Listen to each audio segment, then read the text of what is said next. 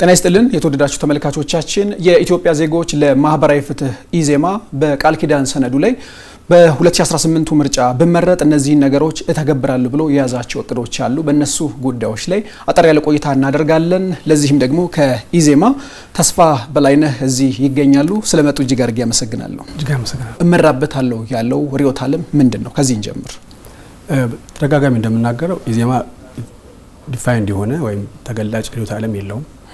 ነገር ግን ማህበራዊ ፍትህን ያሳካሉ የምንላቸውን ዓለም አቀፍ ተሞክሮዎችን ፍልስፍናዎችን እንጠቀማለን። ስለዚህ ግባችን መርሃችን ማህበራዊ ፍትህን ያስገኛል የምንላቸውን ርዕዮተ ዓለሞች ለህዝባችን ለሀገራችን እንጠቀማለን። በምርጫ ሂደት ውስጥ የመድብለ ፓርቲን በተመለከተ ኢዜማ ያለው የፖሊሲ አማራጭ ምንድነው? ለህዝቡ የምትሰጡት ቃል? አውራ ፓርቲ በሚለው አናምንም። በዛው ልክ ደግሞ ከ50 ከ60 በላይ ያሉበት ሀገር እንዲሆንም አንፈልግም። ዜጎች አማራጭ ፖሊሲ አማራጭ ሀሳብ እንዲከተሉ እንፈልጋለን። ነገር ግን በዚህ ልክ ደግሞ እንዲበዙም አንፈልግም። እንዲበዙ አንፈልግም ስትሉ ኢዜማ ወደ ስልጣን ቢመጣ የፓርቲዎችን ቁጥር ይሄ ነው ብሎ ያስቀምጣል ወይንም ይገድባል? ምናልባት በምርጫ ክልሎች ላይ እንዲኖሩ የምንፈልጋቸው ፓርቲዎች ቁጥር በአሁኑ ሰዓት 5 ቢሆኑ ብለን ያሰብነው። ወደ ምርጫው ስራ ስንመጣ ግን ምናልባት በቀጣዩ በ8ኛው ሀገር አቀፍ ምርጫ ላይ የተሻለ ሀሳብ አለን ብለው የሚያስቡ 20 30 ፓርቲዎች ቢመጡ በአንድ የምርጫ ክልል ውስጥ ኢዜማ አይቻልም ብሎ ነው ወይ በር የሚዘጋው ነው? አይቻልም የሚባል አሰራር የለም።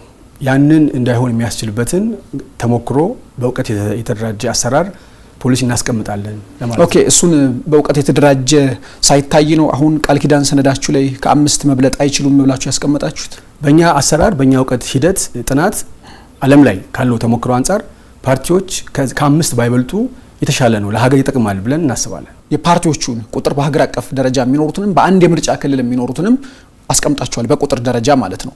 በዚህ ሂደት ውስጥ እናንተ ምርጫ ስታሸንፉና ስልጣኑን ስትይዙ ከ3ቱ ወይንም ከ5ቱ ውስጥ ኢዜማ አንዱ ይሆናል ወይንስ ከሱ ጋራ የፖሊሲ አማራጭ ከሚበልጡት ጋራ ወይ እንዲከስም ይደረጋል ወይ ደግሞ እንደ አዲስ እንዲደራጅ ይደረጋል? ምንድነው የምታደርገው? ወይስ ዳር ቆሞ አደራጅ ነው የሚሆነው? አካል ነው የሚሆነው። የዚህ ሀገረ መንግስት ግንባታው አካል ነው የሚሆነው። ሊከስሙ የሚችሉ ሊደራጁ አብረው ሊሰሩ የሚችሉ ፓርቲዎች ካሉና አብላጫው ድምጽ የሚጠይቀን ከሆነ ችግር የለብንም። ለምሳሌ በኢትዮጵያ ፖለቲካ ውስጥ ኢዜማ ወደ ፖለቲካ ስርዓት ሲመጣና ሲደራጅ ሌሎች አማራጭ የፖለቲካ ፓርቲዎች ነበሩ።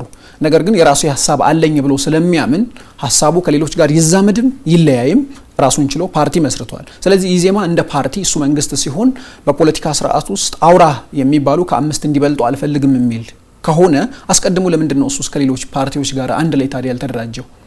ክፍት ነው። አሁንም ያን ለመስራት ነው። በቀጣይ በአስተሳሰብ በሳቤ በአደረጃጀት በተለይ ከዜግነት ጋር የተደራጁ ፖለቲካ ፓርቲዎች ካሉ እዛ ጋር አብሮ ለመስራት አሁን በራችን ክፍት ነው። የተጀመሩ ስራዎችም ስላሉ ማለት ነው። ውጭ ጉዳይ ፖሊሲያችሁ ላይ ካስቀመጣችኋቸው ነገሮች አንዱ በተለይም የሀገርን ብሔራዊ ጥቅም ለማስጠበቅ ካስቀመጣችኋቸው ነገሮች አንዱ የባህር በር ጉዳይ ነው። ባህር በር ላይ ደግሞ አማራጭ የባህር በርን ማስፋት በሚለው ክፍላችሁ ላይ ወደ ኤርትራም ሄዶ ሌሎች አማራጮችን ማቅረብ ወደ ሶማሌላንድም የሚል ሀሳብ አቀርባችኋል። ሶማሌላንድ ላይ ግን እናንተ ያላችሁ እንደ ፓርቲ አቋማችሁ ምንድነው? ሶማሌላንድን በተለይ የሶማሌላንድ ህዝብን ልክ እንደ ኤርትራ ህዝብ ይደረግ የነበረውን የኢኮኖሚም የማህበራዊ ግንኙነትም ማስፋት ይኖርብናል።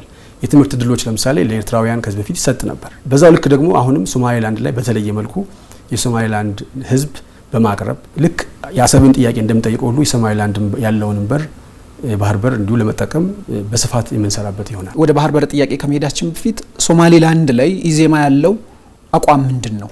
በአሁኑ ሰዓት ሶማሌላንድን የተለያዩ ሀገራት እውቅና እየሰጡ ነው። በዚህ ልክ ሶማሌላንድንም ትልቅ ጥቅም የምናገኝበትና የሀገራዊ ጥቅምን የምናስጠብቅበት በመሆኑ ሶማሌላንድን በልዩ ትኩረት የምናያት ሀገር ትሆናለች ማለት ነው። ስለዚህ በእናንተ አቋም ግልጽ አድርገን ለመናገር ኢዜማ ሶማሌላንድን የሀገርነት እውቅና ይሰጣል ማለት ነው። የሚገባ የቤት አቅርቦት ላይ ምንድነው የተለየ ኢዜማ ለህዝቡ ይዞ የመጣው የፖሊሲ አማራጭ? በእያንዳንዱ ክልሎች የሚገኙ ከተሞችን የቤት ቁጥር ማስፋት፣ ከዛም ጋር ደግሞ ቤት የሚገነቡ ባለሀብትና ዜጎች ካሉ ልዩ የታክስ ቅነሳ ድጋፍ፣ እንዲሁም ለቤት ክራይ ደግሞ ቤት ገንብተው ወደ ቤት ክራይ ስራ የሚገቡ ካሉ ብዙ አመት የታክስ እረፍት መስጠትን ጨምሮ ይህን ቁጥር ታሳቢ አድርገን የምንሰራ ይሆናል። አሁን የገለጹልኝ ነገሮችን አሁን በስልጣን ላይ ያለው መንግስት በአንድም ይሁን በሌላ የሚተገብራቸው ናቸው።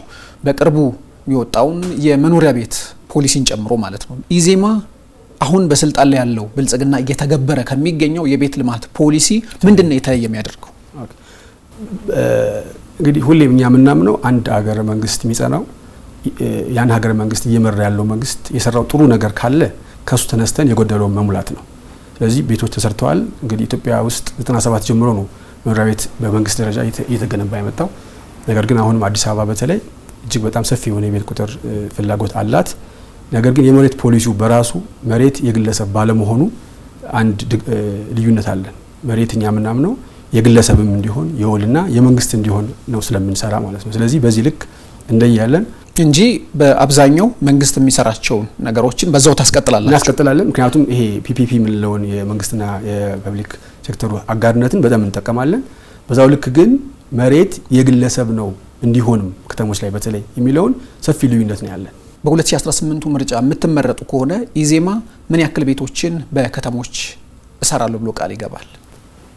የኛ ቃል ኪዳን ሰነድ አሁንም ሰከን ብለን እየሰራን ያለነው ምንድነው? ቃል ኪዳን ሰነድ ዝም ብሎ ስሜታዊ የሚያደርግ ቁጥር ብቻ ሳይሆን በጥናት የተደገፈ መሆን አለበት። አይ በጥናታችሁ መሰረት 150 ሺህ ቤቶችን በ5 አመት እንገነባለን ብለናል። ነገር ግን አሁን ቁጥር ላይ አይደለም የምንሰራው፣ ከዚህም በላይ ሊሰራ ይችላል። 150 ሺህ ቤቶችን በ5 አመት ውስጥ እንሰራለን ማለት በከተሞች አሁን ባለው ሁኔታ ለምሳሌ የፎረም ፎር ሶሻል ስተዲ እንደሚያመላክተው እንዲሁም የከተማና መሰረተ ልማት ሚኒስቴርም የ10 አመት መሪ ልማት እቅዱ ላይ ባስቀመጠው መሰረት በየአመቱ 400 ሺህ ቤቶች በከተሞች ላይ ፍላጎት አለ።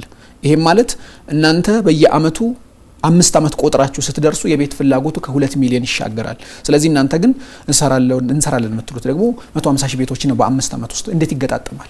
በአንድ ጀንበር ሁሉ ነገር ማድረስ አትችልም። አቅምህን የሚፈትሽ ነገር ስለሆነ ከዚህም ላይ መንግስት ብንሆን ያቅማችን ያክል፣ ምክንያቱም የማይጨበጥና የማይሆን ነገር ቁጥር ከመጥራት የመንግስትን አቅም ባማከለ መልኩ ቤቶችን ገምተን እናስረክባለን። እጅግ አድርጌ አመሰግናለሁ።